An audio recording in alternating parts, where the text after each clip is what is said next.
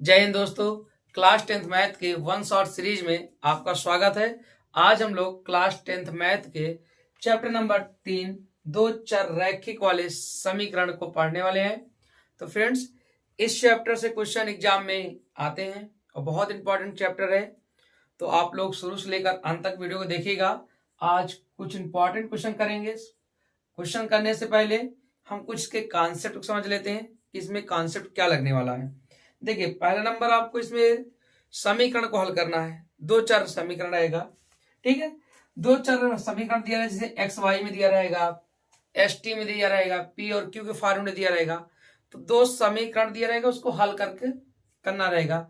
और हल करने की दो विधियां हैं, एक विलोपन विधि है, एक प्रतिस्थापन विधि है, ठीक है फ्रेंड्स। तो हम उन दोनों विधियों को देखेंगे और साथ में जब एग्जाम में कुछ भी ना कहे, मतलब वो कहे कि केवल हल कीजिए, तो आप कोई भी एक विधि को अपना सकते हो। लेकिन एग्जाम में कह दे कि विलोपन से करिए तो विलोपन से ही करना पड़ेगा। अगर कह दे प्रतिस्थापन से कीजिए तो प्रतिस्थापन से करना पड़ेगा। अब ये दो विधियों के अलावा इसमें आता है दो चर रैखिक समीकरण है, तो इसमें कुछ इनकी रेखाओं से संबंधित एक कॉन्सेप्ट होता है जिसे हम संगत, असंगत, समांतर के नाम से जानते हैं, ठीक है। जैसे ध्यान सुनिएगा, दो चर रैखिक समीकरण क्या होता है, पहले एक कॉन्सेप्ट समझ लेते हैं, सवाल को हल करते हैं, ठीक है फ्रेंड्स। दो चर रैखिक समीकरण मान लेते हैं कि एक का नाम a1x1 plus b1y plus c1 बराबर 0। दूसरा रैखिक समीकरण a2x plus b2y plus c2 बराबर 0। ये हमारे पास दो चर रैखिक समीकरण के दो समीकरण में लिखा है। दो चर वाले दो अलग अलग समीकरण है, एक ये समीकरण है, एक ये, दो समीकरण है। अब इन दोनों समीकरण किसी ना किसी एक रेखा के होंगे। उस रेखा के बीच के संबंध पूछ जाता है कि ये दोनों संपाती कब होंगे, कब प्रतिच्छेदित होंगे, कब ये समांतर होंगे, ठीक है। तो ध्यान सुनिएगा मेरी बात को। अगर ये ध्यान सुनो, यानी दोनों समीकरण के जो गुणांक है a1/a2 बराबर b1/b2 बराबर c1/c2 आ जाए, a1/a2 बराबर b1/b2 बराबर c1/c2 आ जाए, तो समझ जाएगा ये दोनों रेखा समपाती है। क्या है? समपाती है। कैसी रेखा है? समपाती रेखा है। अब समपाती रेखा हो गया, एक नाम और बोलते हैं। इनके हल की बात करें तो इनके अनेक हल है। कितने हल है? अनेक। यानी ये समपाती है और साथ में इनका हल निकालेंगे तो अनेक हल आएंगे। कब? जब a1/a2 बराबर b1/b2 बराबर c1/c2 होगा, तो दोनों रेखाएं समपाती होंगी और इनके हल क्या आएंगे? अनेक आएंगे, ठीक है। अगर ये कंडीशन हो जाए कि a1/a2 not equal b1/b2, a1/a2 not equal b1/b2 equal c1/c2 आ जाए, c1/c2 आ जाए, तो समझ जाइएगा ये जो रेखा होगी बेटा, ये हमारी जो होगी, ये हमारी प्रतिच्छेदित रेखा होगी। कैसी रेखा होगी? प्रतिच्छेदित रेखा होगी। प्रतिच्छेदित रेखा का कांस ये है। और इसी को एक नाम से और हम लोग जानते हैं, इसे बोलते हैं बेटा अद्वितीय हल। क्या बोलते हैं? अद्वितीय हल। क्या बोलते हैं? अद्वितीय हल। तो आपको समझ में आ गया होगा, संपाती है तो उसके अनेक हल आएंगे, प्रतिच्छेदित रेखा है तो अद्वितीय हल आएगा, ठीक है। यानी एक बिंदु पर कटेगा। अब इसके अलावा एक और होता है, कॉन्सेप्ट होता है तीसरा। अगर a1/a2 बराबर b1/b2 नॉट इक्वल c1/c2 हो रहा है, a1/a2 b1/b2 not equal c1/c2 हो रहा है, तो ये रेखा जो होगी ये समांतर रेखा होगी। कौन सी रेखा होगी? समांतर रेखा होगी। अर्थात इसका कोई हल नहीं होगा, कोई हल नहीं, अर्थात इसका कोई भी मान वैल्यू नहीं आएगा। अब इन तीनों को याद रखना, एग्जाम में पूछता है कि दिए गए दो चरों रैखिक समीकरण के पी का मान बताइए यदि दोनों रेखाएं प्रतिच्छेदित है, या भी कहेगा दो रेखा अद्वितीय हल है। ऐसे क्वेश्चन आते हैं। इनको तीन कॉन्सेप्ट याद रखिएगा कि A1/A2 बराबर B1/B2 बराबर C1/C2 हो रहा है, तो संपाती रेखा है, अनेक हल आएंगे। अगर A1/A2 नॉट इक्वल B1/B2 बराबर C1/C2 हो रहा है, तो अद्वितीय हल होगा। अगर A1/A2 बराबर B1/B2 नॉट इक्वल C1/C2 हो रहा है, तो कोई हल नहीं होगा। ये तीन कॉन्सेप्ट आपको क्लियर हुई, ठीक है। चलते हैं, अब आगे बढ़ जाते हैं, ठीक है फ्रेंड। अब हम लोग अपने सवाल पर आते हैं। इन तीनों को कॉन्सेप्ट समझ लिए हो कि क्या कब कैसे हो रहा है, ठीक है। संपाती है तो क्या लगेगा, अद्वितीय होगा तो क्या लगेगा, कोई हल नहीं होगा तो क्या करेंगे। जैसे पहला सवाल है, ध्यान से देखिएगा। पहला सवाल है, कह रहा है कि x प्लस वाई बराबर 14 है, x माइनस वाई बराबर 4 है, को प्रतिस्थापन विधि से हल करना है। अब प्रतिस्थापन होता क्या, ध्यान से देखिएगा। x प्लस वाई बराबर 14 है, अगला दे रखा है, इसको समीकरण 1 मान लेंगे, ठीक। प्रतिस्थापन वो होता है किसी एक समीकरण से x का या y का मान निकालकर दूसरे समीकरण में रखना, प्रतिस्थापन, ठीक है। प्रतिस्थापित कर दिया जाए, यहां से x का मान उठा के समीकरण 2 में रख दो, या फिर y का मान निकाल के समीकरण 2 में रख दो, किसी एक में रख दो।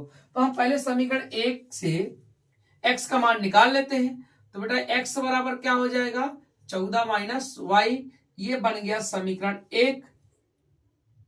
अब समीकरण 1 में जो x का मान आया है, दिए गए दूसरे समीकरण में उठा के रख देंगे, यानी समीकरण 1 का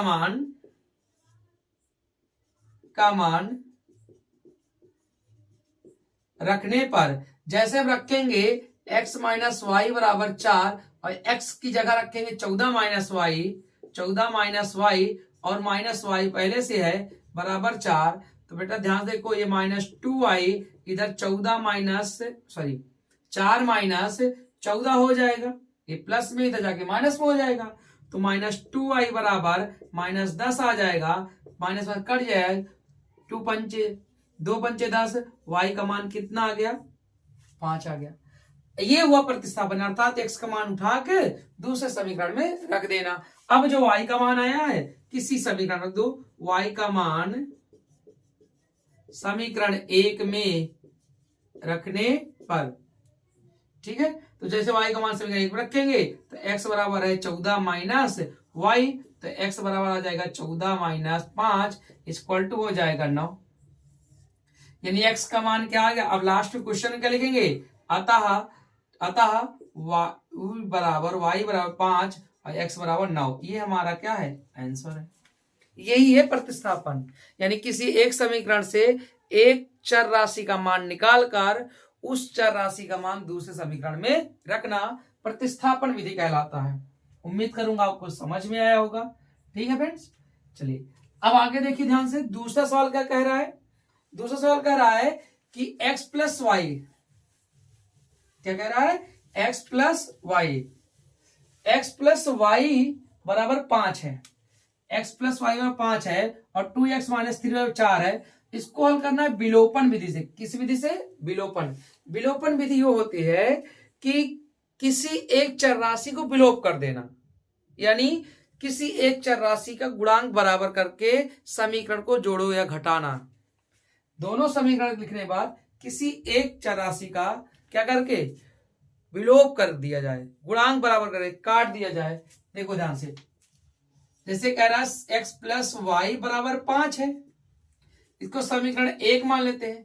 फिर दिया है 2x माइनस 3y बराबर क्या है, 4 है, समीकरण 2 हो गया।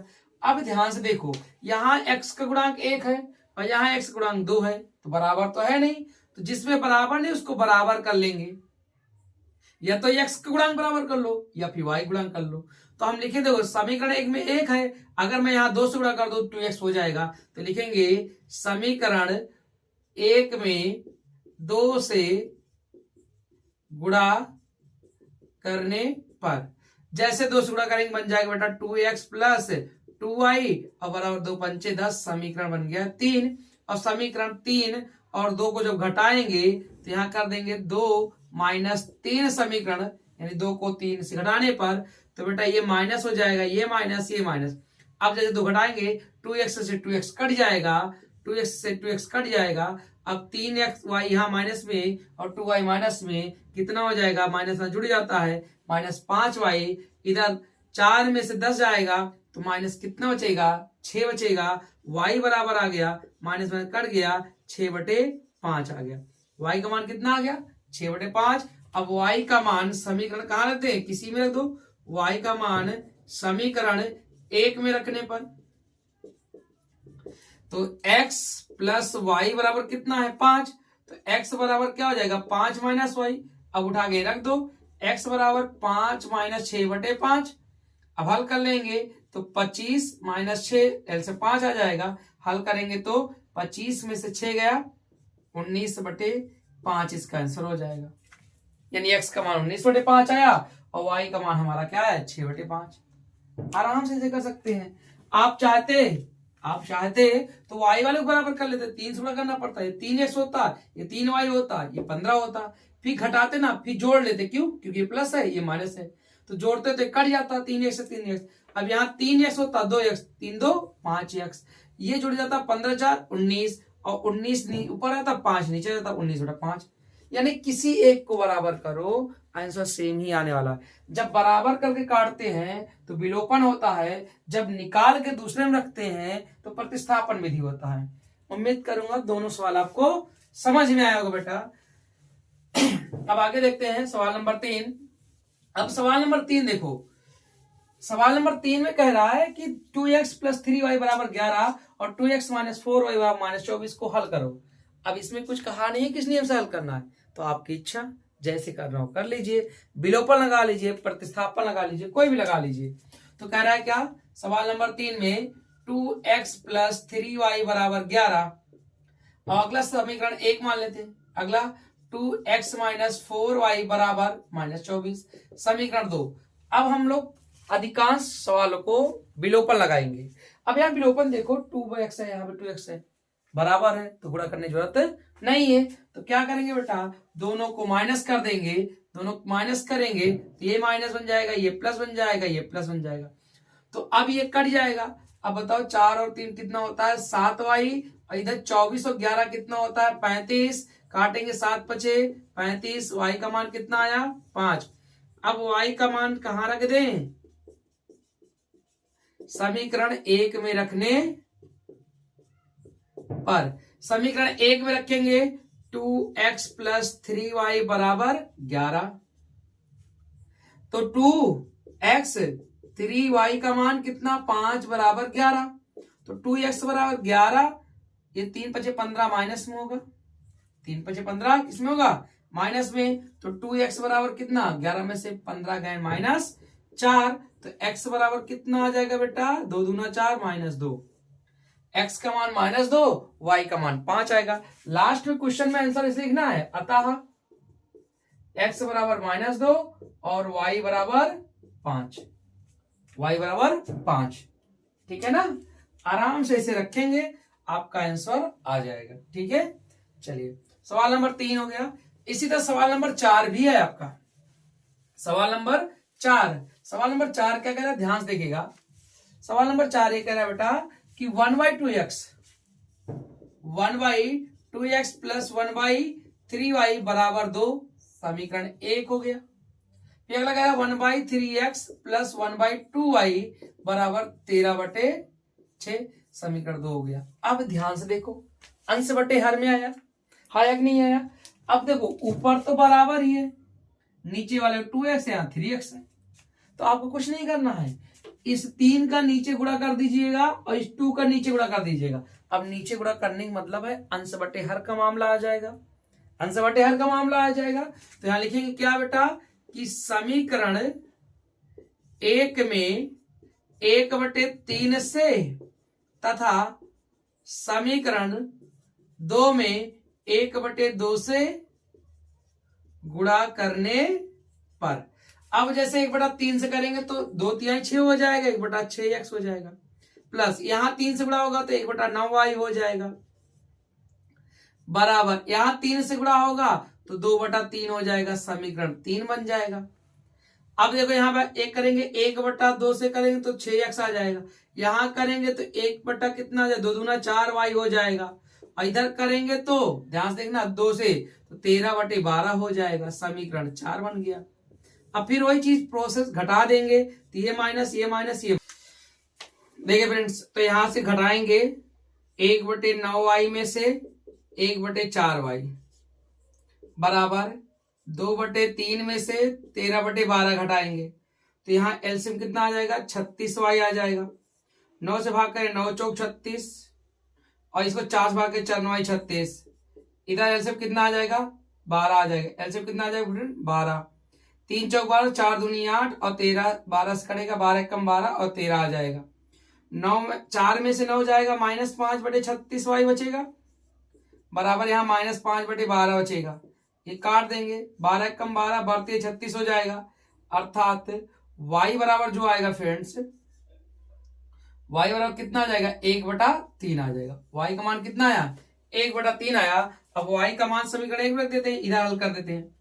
तो y का मान समीकरण 1 में रखेंगे तो 1/2x प्लस 1/3, y का मान आया 1/3 बराबर 2, ये 3 से 3 कट गया, यानी 1/2x बराबर ये 1 बचा और 2 में से 1 घट जाएगा, तो 1/2x बराबर कितना बचा, 1 आया समझ में। अब आगे देखो इसी हल कर लेंगे, उल्टा कर लेते हैं, तो 2x बराबर 1 आया, यानी x बराबर 1/2 आया।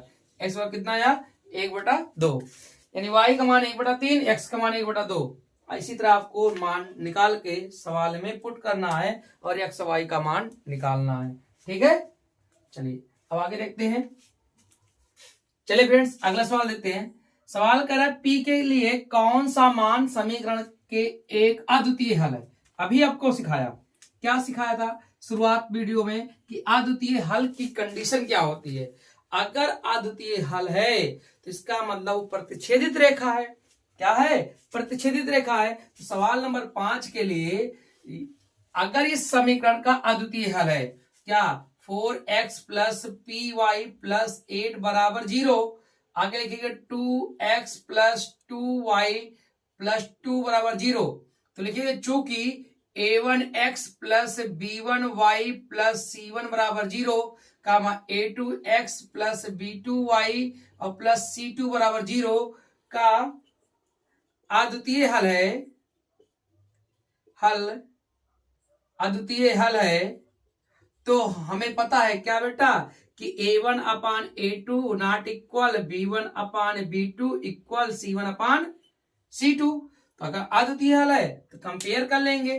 तो यहाँ a1 का मान कितना है, 4, a2 का मान कितना है बेटा आपका 2, b1 का मान कितना है p, b2 का मान कितना है 2, c1 का मान 8 और c2 का मान कितना 2। समझ में आया बात, नहीं है। अब देखो ध्यान से, अगर अद्वितीय हल है तो ये दोनों का रेशियो बराबर है, अर्थात p/2 बराबर 8/2, 2 से 2 कट जाएगा, तो p बराबर कितना आ गया, 8 आ गया।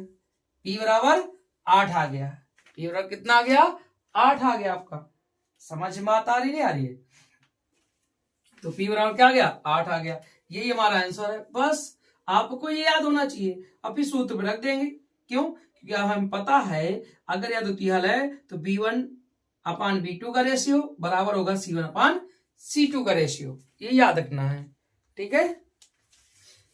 चलिए अगला सवाल लेते हैं, सवाल नंबर 6।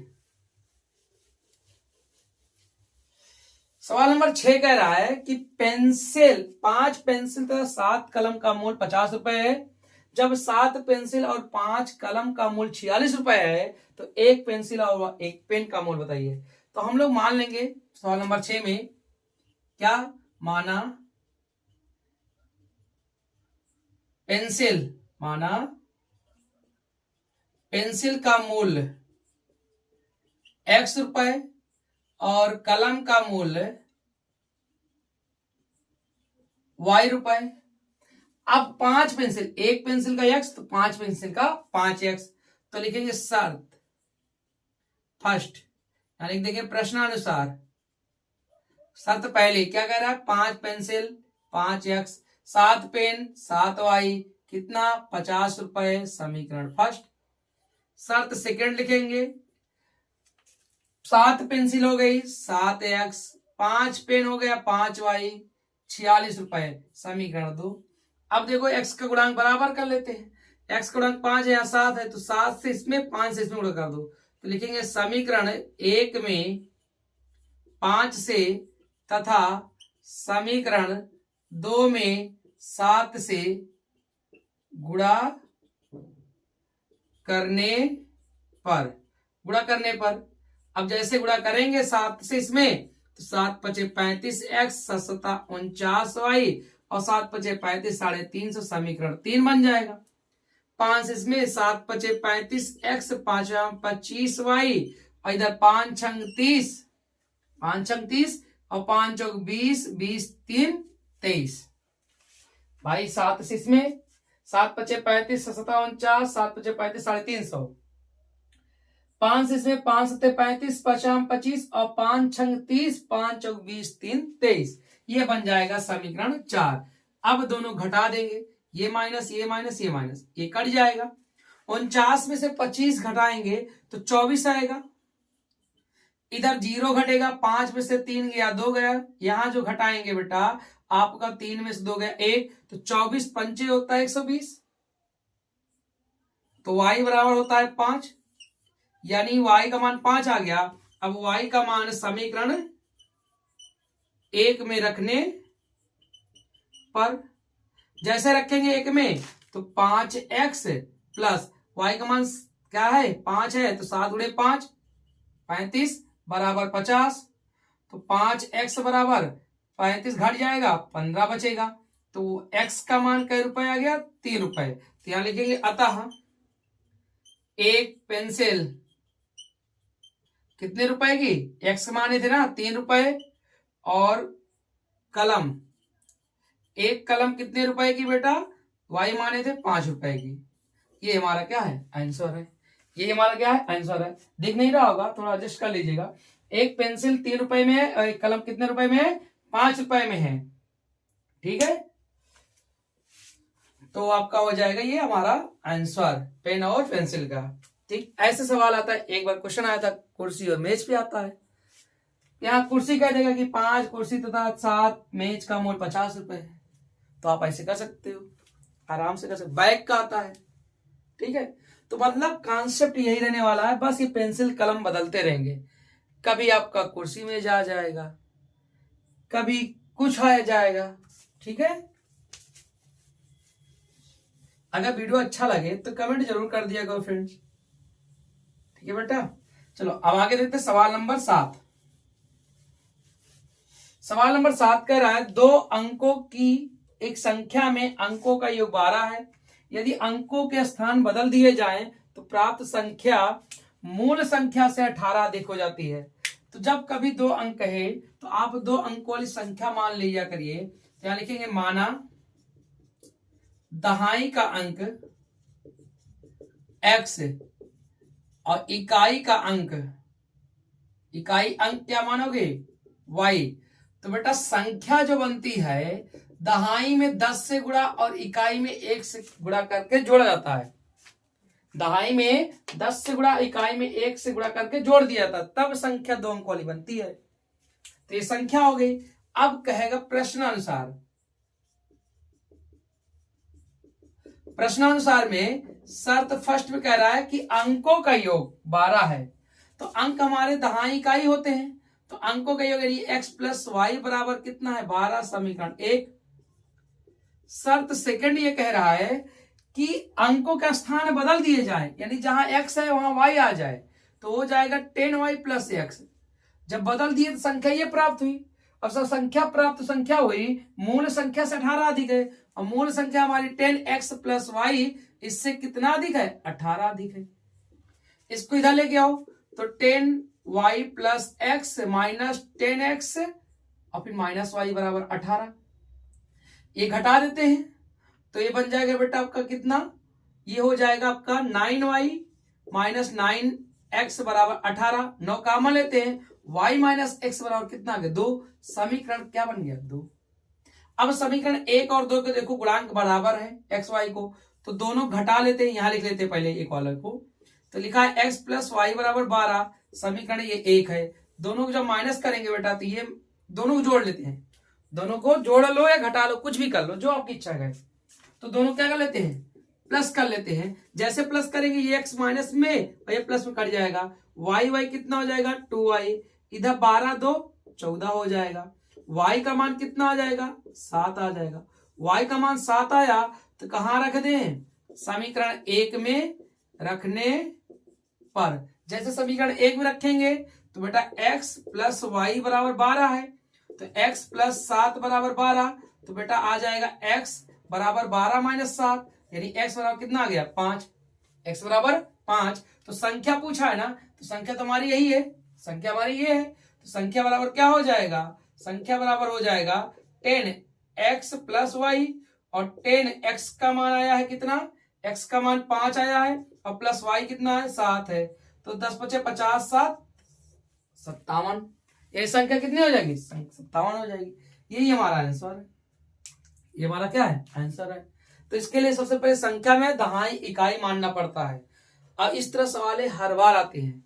2025 के बोर्ड एग्जाम में आया था कि वहां संख्या का जो योग था 6 था, अंकों का योग 6 था, सिर्फ ये सेम सवाल थी, 2 अंकों वाली संख्या है, अंकों का योग 6 है। यदि अंकों के स्थान बदल दिए जाते हैं, यदि अंकों का स्थान बदल दिए जाते हैं तो प्राप्त संख्या मूल संख्या का योग 66 होता है। कितना होता है 66। तो पूछा संख्या क्या था, उसका आंसर 42 था। 42 आएगा या 24 आएगा, ठीक। तो इसका आंसर 57 भी होता है और 75 भी होगा। अगर आप इकाई का अंक x ले लोगे तो 75 आ जाएगा, तो ठीक है। तो जब कभी इकाई और दहाई फिक्स नहीं होते कि इकाई क्या है दहाई क्या, दोनों में रिलेशन नहीं होगा, फिक्स नहीं होंगे, तब तक आंसर 2 आते हैं। इस बात को याद रखिएगा। सवाल नंबर 8 देखते हैं। कह रहा है एक भिन्न 1/3 हो जाती है जब उसके अंश में 1 घटाया जाता है, और 1/4 हो जाती है जब उसके हर में 8 जोड़ा जाता है। तो भिन्न के लिए भी पहले भिन्न मानेंगे ना, क्या मानेंगे, माना हर x, सॉरी अंश x मानते हैं, क्या मानते हैं अंश x, और हर क्या मानेंगे y मानेंगे। तो भिन्न क्या हो जाएगा बेटा, भिन्न हो जाएगा x/y। अब प्रश्नानुसार डालकर हल करेंगे। शर्त पहली, शर्त फर्स्ट में क्या कह रहा है कि भिन्न 1/3 हो जाएगी, 1/3 हो जाएगी जब उसके हर में, जब उसके अंश में 1 घटाया जाए। तो यानी अंश में अगर 1 घटाते हो तो भिन्न जो होती है 1/3 हो जाती है। यानी इसको हल करेंगे तो जैसे 3x हो जाएगा और -3 बराबर y हो जाएगा, y हुआ नहीं हुआ। समीकरण 1 मान लेते हैं। अब शर्त सेकंड देखते हैं। शर्त सेकंड ये कह रहा है कि भिन्न 1/4 हो जाती है जब उसके हर में 8 जोड़ा जाता है। तो भिन्न 1/4 हो जाएगी, यानी अंश को कुछ नहीं करना है, हर में 8 जोड़ना है और 1/4 हो जाएगी। हो जाएगी नहीं हो जाएगी, क्रॉस मल्टीप्लाई करेंगे तो 4x बराबर y प्लस 8 आ जाएगा। ये समीकरण 2 हो गया। अगर समीकरण 1 से y का मान उठा के यहां रख दो, 1 का मान रखने पर जैसे रखूंगा 4x बराबर y का मान कितना है 3x - 3 और प्लस 8 हो जाएगा। ये 3x इधर आएगा घट जाएगा, x बचेगा और 8 में से 3 जाएगा 5 बचेगा, यानी x का मान कितना आ गया 5। अब x का मान समीकरण 1 में रख दूं। समीकरण 1 में रखने पर जैसे 1 में रखूंगा बेटा 3 × 5 - 3 बराबर y, 3 × 5 = 15, 15 में से 3 गए 12, y बराबर कितना आ जाएगा 12, y बराबर 12 आ गया। तो भिन्न हमारा क्या था, भिन्न हमारा x/y था, और x का मान कितना है बेटा, x का मान 5 है, y का मान 12 है, यानी 5/12 हमारा आंसर हो जाएगा। 5/12 हमारा क्या हो जाएगा आंसर हो जाएगा। चलिए फ्रेंड्स, अब आगे कुछ क्वेश्चन देखते हैं। सवाल कह रहा है k के किस मान के लिए समीकरण संपाती है। तो 2 ऑप्शन दिया आपके पास। इस तरह सवालें आपके ऑब्जेक्टिव प्रश्न में आते हैं, ठीक है।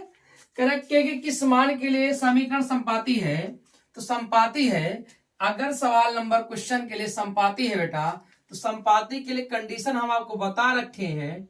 क्या बताए हैं कि a1/a2 बराबर b1/b2 बराबर c1/c2। अब इन दोनों समीकरण कंपेयर कर लेंगे। तो ये बेटा जो आपका पहले लिखा है A1 है, A1 का मान 3 है, B1 का मान 1 है और C1 का मान 8 है। ये A1 है, ये इसका गुणांक B1 है, ये क्या है C1 है। इसी तरह ये A2 है और B2 का मान -K है और C2 का मान क्या है 16। अब आपको संपाती है तो कंडीशन पता ही है, कोई भी लगा लो, पहले दो को ले लो। तो बेटा अगर संपाती है तो A1/A2 बराबर B1/B2। A1 का मान 3, A2 का मान 6, B1 का मान 1 और B2 का मान -K। तो 3 1 कम 3, 3 दूनी 6, तो यानी -K बराबर आ जाएगा 2, तो K बराबर आ जाएगा -2। आपको ऐसे लगाना है, सिंपल सा, एग्जाम में ऐसे पूछ लेता है। और ये ऑब्जेक्टिव प्रश्न आते हैं, ऑब्जेक्टिव आते तो A1 A2 B1 B2 C1 C2 ये आपको पता होना चाहिए, बस और कुछ नहीं करना है। अब ऐसे एक सवाल आपको ऑब्जेक्टिव में और पूछा गया, सवाल नंबर 10। सवाल नंबर 10 ऐसे ही पूछा गया, कहा गया कि समीकरण दिया है, बताओ कि ये युग्म कैसा है। ये युग्म कैसा है, संपाती है, अद्वितीय है या फिर ये क्या है, संपाती है, अद्वितीय हल है कि अनेक हल है, यानी प्रतिच्छेदित है। बहुत सारे ऑप्शन हो सकते हैं। इसके लिए सबका A1 A2 निकालना पड़ेगा। यानी पहले समीकरण को देखेंगे, A1 बराबर 1, B1 बराबर 2 और C1 बराबर -5 है। यहां देखो A2 बराबर -4 और B2 बराबर -8 और C2 बराबर 20 है। अगर मैं A1/A2 निकालूं तो बेटा 1/-4 आ रहा है।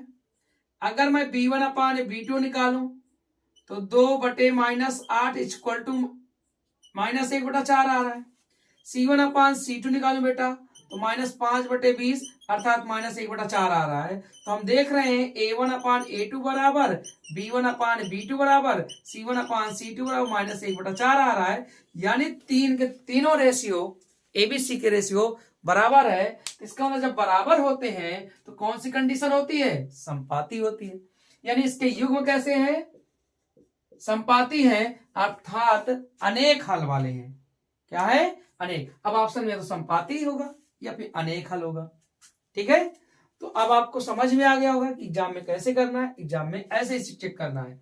इसी के आधार पर सवाल नंबर 11 है, सिर्फ इसी कॉन्सेप्ट पर के का मान निकालना है।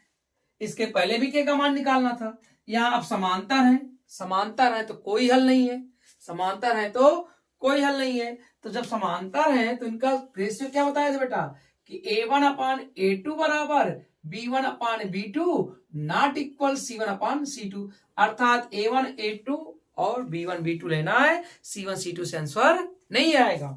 तो A1 का मान देखो कितना है 2, A2 का मान कितना है 3 बराबर B1 का मान कितना है K और B2 का मान कितना है -5।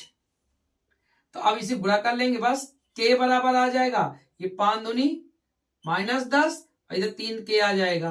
तो K बराबर क्या आ जाएगा -10/3। ये तीनों सवाल इस तरह के ऑब्जेक्टिव प्रश्न में आते हैं। याद रखिएगा, बोर्ड एग्जाम में एक सवाल मिलने वाला है इसी कंडीशन पर कि संपाती है कि अद्वितीय हल है कि क्या है। तो इनमें से कोई के का मान पूछेगा या फिर युग्म पूछेगा कि वो कैसा है, अनेक हल वाला है, अद्वितीय हल वाला है कि कोई हल नहीं वाला है। चलो सवाल नंबर 12 देखते हैं। सवाल नंबर 12 देखते हैं फ्रेंड्स।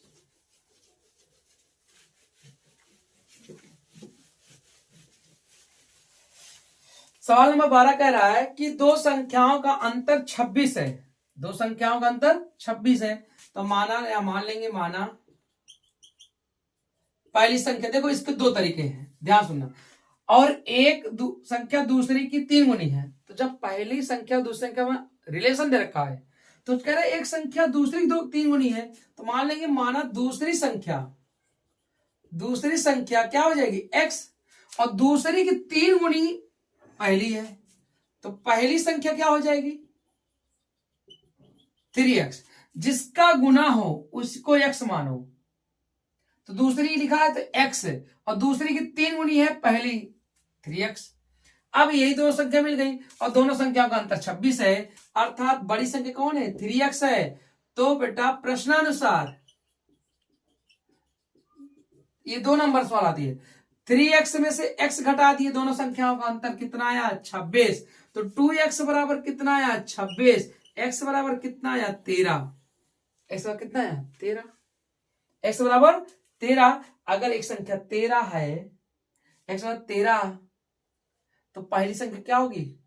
39। तो संख्या हमारी 13 ही तो है। एक संख्या दूसरी क्या है? 3 गुनी है। तो एक 13 है, अगली एक 39 है। एक 13 है और उसका 3 गुना क्या आएगा? 39 आ जाएगा। दोनों का अंतर 26 हो जाएगा। ठीक है, संख्या क्या हो जाएगी? 13। ऐसे सिंपल देखो, 3 लाइन आंसर आ गया। अतः संख्या बराबर क्या हो जाएगा? 13 हो जाएगा। अब सवाल नंबर लास्ट, और ये सवाल आयु संबंधित है। देखो कह रहा 5 वर्ष पूर्व नूरी की आयु सोनू की आयु की 3 गुनी थी। 10 वर्ष पश्चात नूरी की आयु सोनू की आयु की 2 गुनी हो जाएगी। तो नूरी और सोनू की चाहिए। तो बेटा हम लिखे माना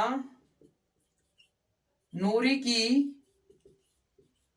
वर्तमान आयु x वर्ष, सोनू की भी लिख लेंगे, सोनू की वर्तमान आयु y वर्ष।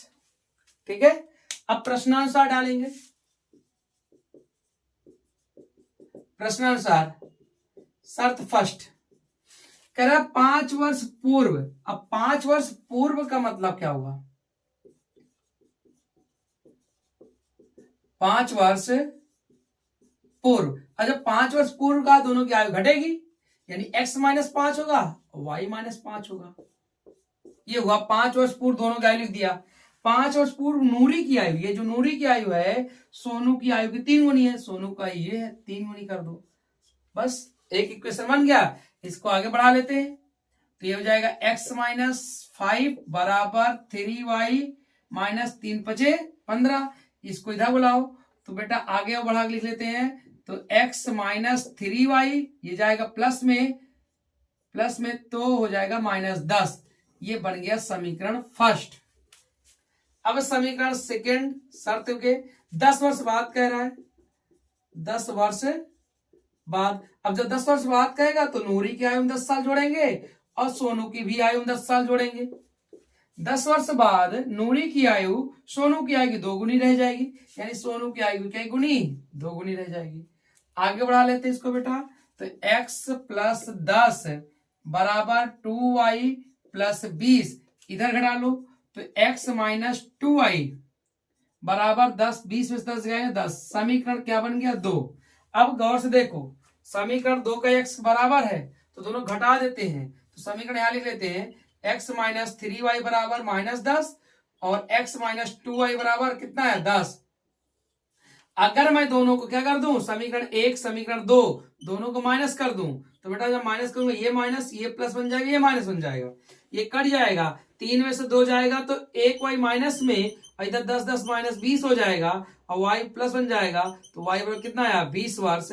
अब y का मान कहां रख दें? समीकरण 1 में रख दें। समीकरण 1 में रखेंगे y का मान। तो समीकरण 1 में क्या कहा है? x - 3y बराबर -10। तो x - 3 गुणे 20 बराबर -10। तो बेटा ध्यान देखो, x बराबर कितना आ जाएगा? -10, 20 के 60 दो आगे प्लस में हो जाएगा और x बराबर कितना आ जाएगा? 50। x बराबर 50, अर्थात नूरी की जो आयु थी x माने थे तो 50 वर्ष है और सोनू की आयु क्या माने थे? y माने थे 20 वर्ष है। इस तरह आप सवाल कर सकते हो, आयु वाले सवाल इस तरह कर सकते हो। तो फ्रेंड्स, उम्मीद करूंगा कि आपको वीडियो पसंद आया होगा। अगर वीडियो अच्छा लगा हो तो लाइक शेयर कमेंट कर दीजिएगा। मिलते हैं नेक्स्ट वीडियो में एक नए चैप्टर के साथ। तब तक के लिए थैंक यू, धन्यवाद, बाय बाय, टेक केयर।